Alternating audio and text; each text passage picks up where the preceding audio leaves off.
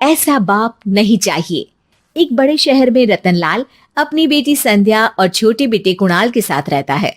रतनलाल बहुत गरीब है और शराबी किस्म का आदमी है। वो रिक्शा चलाकर अपना जीवन यापन कर रहा है। रतनलाल एक अधेड़ उम्र के आदमी योगेश्वर को कभी कभी अपनी रिक्शा से मार्केट या मंदिर छोड़ता है और कभी कभी बाजार से उसका सामान भी ले आता है।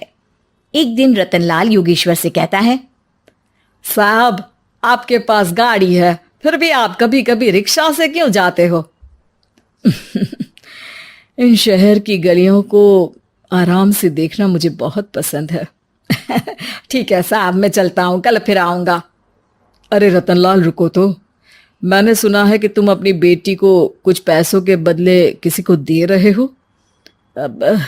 अभी किसी को बेचे नहीं तो क्या करे साहब। एक छोटा बेटा है, उसको पढ़ाना भी है, उसकी देखभाल भी करनी है, और अगर मैं बेटी को घर में रखूंगा तो उसकी शादी कैसे करूंगा साहब। तुमको कितने पैसे मिल रहे हैं? अब 50,000 साहब। देखो, मैं तुमको पूरे 20 लाख रुपए देता हूँ। तुम अपनी बेटी संध्या को मुझे दे दो। हैं? अब 20 लाख? धन्यवाद साहब, धन्यवाद। मैं कल ही उसे आपके पास छोड़ जाऊंगा साहब। अगले दिन रतनलाल संध्या को हमेशा के लिए योगेश्वर के यहाँ छोड़ आता है और बदले में 20 लाख रुपए लेकर घर आ जाता है। रतनलाल जिंदगी में पहली बार इतने पैसे पाकर बौखला गया। उसने एक अच्छा घर लिया।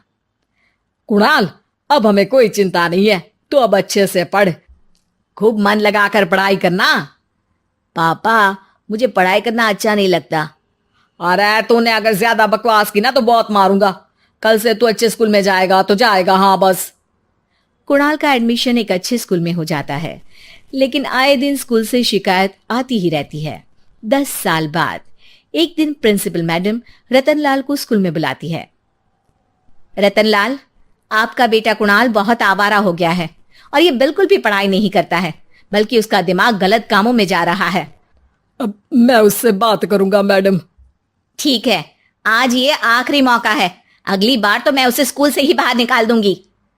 रतनलाल घर आ जाता है और कुणाल से कहता है, कुणाल बेटा, मैं तुम्हारे ऊपर इतना पैसा लगा रहा हूं, फिर भी तुम स्कूल में सही से क्यों नहीं पढ़ते हो? आप तो रहने ही दीजिए, मैं सब जानता हूं कि ये पैसा कहां से आया है। और वैसे भी अब ये पैसा मेरा है, मेरा जो भी मन होगा मैं करूंगा। आज के बाद मैं कभी स्कूल नहीं जाने वाला। रतनलाल को अपनी बेटी की याद आती है और वो रोने लगता है। 5 साल बाद कुणाल एक दिन एक लड़की को शादी करके घर ले आता है। पिताजी, ये मेरी पत्नी है स्वीटी। तुमने शादी कर ली? हाँ, शादी कर ली मैंने, दिखाई नहीं दे रहा? और अब से आप फिर से कमाना शुरू कर दो, बहुत बैठ कर खा लिया। कुणाल, तुम इस बुड्ढे को घर में क्यों रख रहे हो? देखो ना, ये शराब पीता है, इसे घर से बाहर निकाल फेंको। अरे स्वीटी, ये मेरे पापा है, कैसे बाहर निकाल दूं? और वैसे भी घर में कोई तो चाहिए ना काम करने वाला, नौकर समझ कर रख लो। इस बुड्ढी को तो घर से बाहर निकाल कर ही रहूंगी मैं कब तक इसके लिए खाना बनाऊंगी? स्वीटी एक दिन घर के बाहर पार्क में अपनी दोस्तों के साथ बैठी होती है। तभी वो रतनलाल को बुलाती है।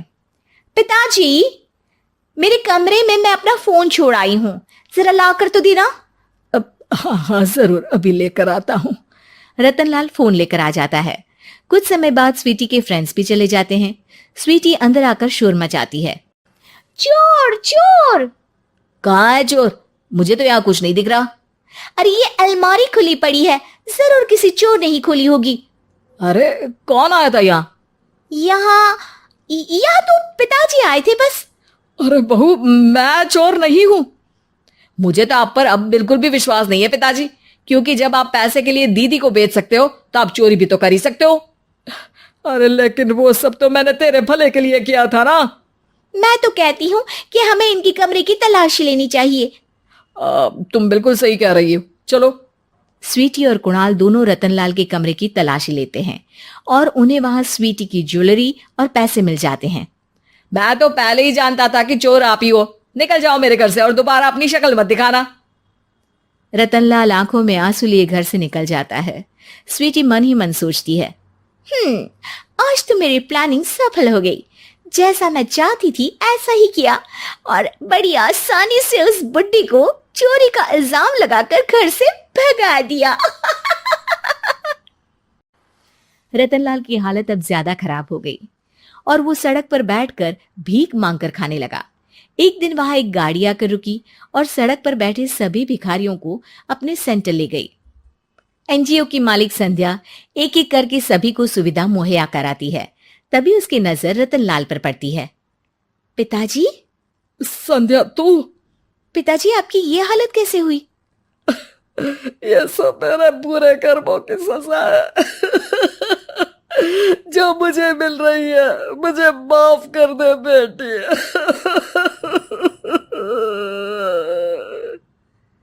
पिताजी, मैं आप पर बिल्कुल भी गुस्सा नहीं हूं, क्योंकि आपने मुझे यहाँ भेजकर अच्छा ही किया। मेरी जिंदगी बदल गई। लेकिन ये सब हुआ कैसे बेटा? आप ये नए कपड़े पहनो, तब तक मैं योगेश्वर अंकल को बुला कर लाती हूँ। योगेश्वर अंकल? हाँ अंकल। योगेश्वर जी ने तुझसे शादी नहीं की थी? नहीं तो पापा, उन्होंने तो मुझे पढ़ा लिखा कर इस काबिल बनाया है कि मैं आज सबकी सेवा कर पा रही हूँ। रतनलाल पश्चाताप करके रोता रहता है। तभी योगेश्वर भी वहां आ जाता है। रतनलाल जी, आपकी ये हालत कैसे हुई? इतने सारे पैसों के बावजूद भी? क्योंकि मैंने बेटे और बेटी में भेदभाव किया था। लेकिन आपने ये कैसे किया? मुझे ये जानना है, बताइए। सालों पहले जब संध्या छोटी थी, तब मैंने एक बार एक आदमी से तुम्हें बात करते हुए सुना था, जो कुछ पैसों में संध्या को तुमसे खरीद कर शादी करना चाहता था। मैं उस समय एनजीओ में बच्चों के लिए ही काम कर रहा था और मैं किसी भी लड़की की जिंदगी खराब होते नहीं देख सकता था। इसलिए मैंने अपने जीवन की कमाई का एक बड़ा हिस्सा तुम्हें दे दिया था। सच में कितना गलत था मैं। मुझे माफ कर दो। अब आप दोनों मेरे साथ घर चलो और आज मैं अपना सच्चा प्रायश्चित करना चाहता हूं। योगेश्वर और संध्या रतनलाल के साथ घर जाते हैं। स्वीटी दरवाजा खोलती है। चोर भिखारी, तू फिर से आ गया? चल भाग यहाँ से बुड्ढे। ये घर तुम्हारे बाप का नहीं, मेरा है। बाहर निकलो यहाँ से। रतनलाल कुणाल और संध्या को घर से बाहर निकाल देता है। योगेश्वर जी, अब ये घर आपका है और अब आप यहाँ एक और एनजीओ खोल सकते हैं। शायद अब ये सच्चा प्रायश्चित है। संध्या अपने पिता के गले लग जाती है।